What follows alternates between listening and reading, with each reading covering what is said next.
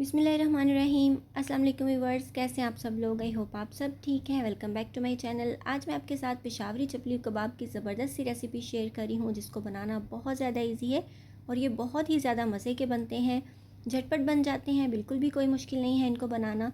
तो जैसे कि ईद गुजरी है, सबके घर में कीमा गोश्त वगैरह तो अवेलेबल है ही, तो आप झटपट से इस रेसिपी को बनाइएगा और इन्जॉय कीजिएगा। रेसिपी को फुल वॉच कीजिएगा ताकि कोई भी स्टेप आपसे मिस ना हो। तो आपके कबाब भी बहुत ही ज़्यादा ज़बरदस्त से बनेंगे, बिल्कुल नहीं टूटेंगे, उनका टेस्ट और टेक्सचर भी बहुत ही ज़्यादा लाजवाब होगा। और वीडियो स्टार्ट करने से पहले अगर आपने मेरे चैनल को सब्सक्राइब नहीं किया तो जल्दी से सब्सक्राइब कर लीजिए।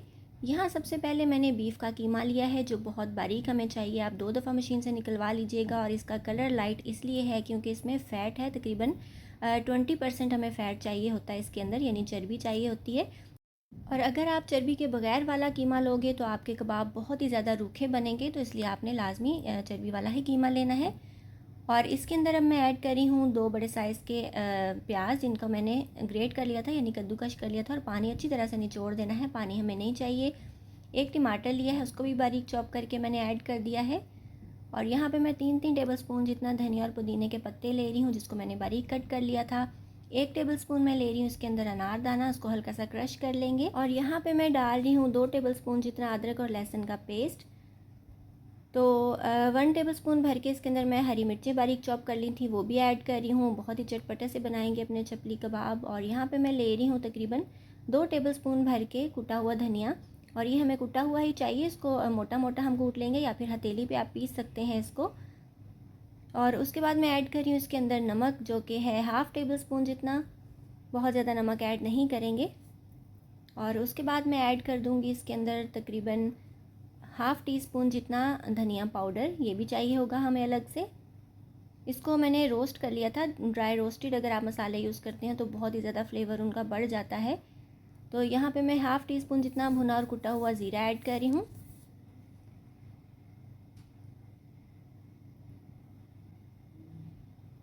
1/2 टीस्पून जितना ही इसके अंदर मैं गरम मसाला पाउडर ऐड कर रही हूँ।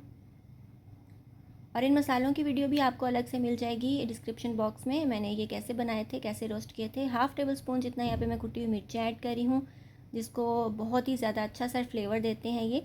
1/2 टीस्पून जितना मैं चिली पाउडर यानी रेड मिर्च का पाउडर ऐड कर रही हूँ इसके अंदर। और 1/4 टीस्पून जितनी बस थोड़ी सी काली मिर्च डाली है, और ये भी मोटी कुटी हुई है।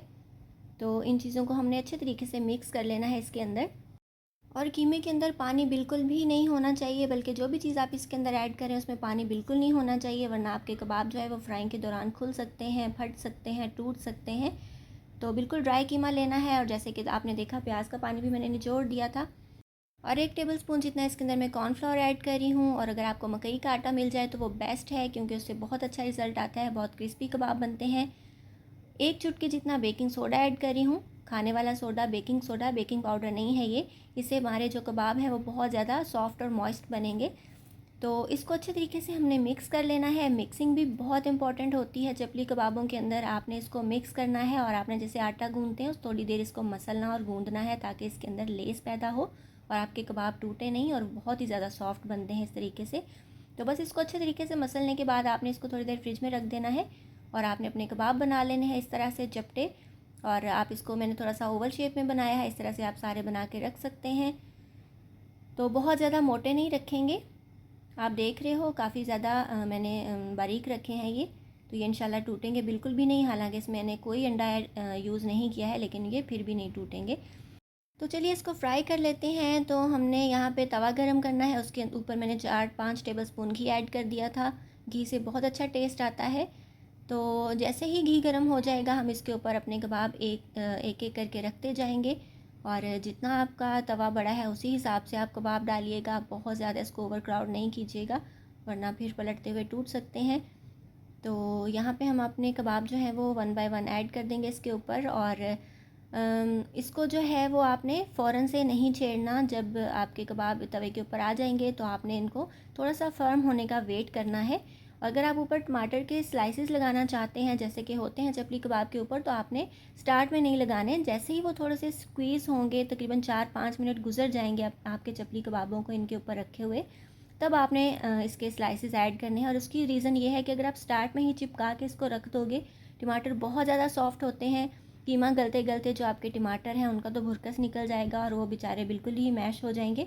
तो इसलिए जैसे ही कबाब आपके एक साइड से डन हो जाएंगे ऑलमोस्ट, तब आपने इसके स्लाइसिस रखने हैं और इसका थोड़ा थोड़ा सा ऐसे आपने ऊपर से प्रेस करते जाना है। जैसे कि आप देख रहे हो मैं इसको प्रेस कर रही हूँ, और इससे ये होगा कि ऊपर वाली साइड थोड़ी सी कच्ची है और आपके जो टमाटर हैं वो उसके साथ फिक्स हो जाएंगे, अटैच हो जाएंगे और आप इनको ईज़िली टर्न करके पका सकते हो।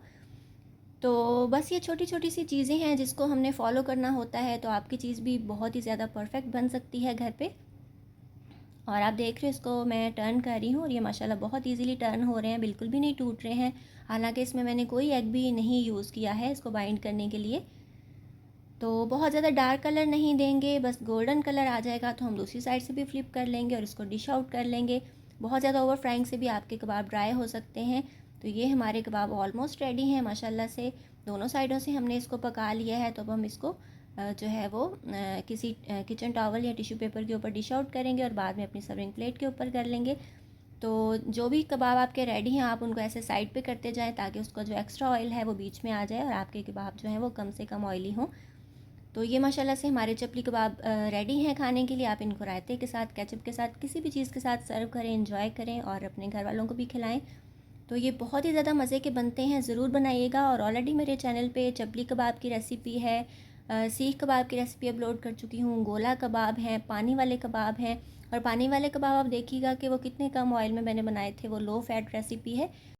जो लोग वेट कॉन्शियस हैं उनके लिए वो बहुत ज़्यादा ज़बरदस्त रेसिपी है। तो इसके अलावा कबाबों की डिफरेंट वैरायटीज़ की वीडियोस मैं अपलोड कर चुकी हूँ, आप ज़रूर देखिएगा। लिंक्स जो है वो डिस्क्रिप्शन में दे दूँगी और एंड स्क्रीन पे भी दे दूँगी। तो आपको आज की रेसिपी कैसी लगी मुझे ज़रूर कमेंट में बताइएगा, और ये भी बताइएगा कि आप किस कंट्री से, किस सिटी से मेरी वीडियो वॉच कर रहे हैं। तो मुझे ये जान के बहुत खुशी होगी। और ये मैं आपको तोड़ के भी चेक करवा रही हूँ कि ये कितना ज़्यादा ज़बरदस्त बना है, हमारा कबाब कितना ज़्यादा थिन और मज़े का बना है।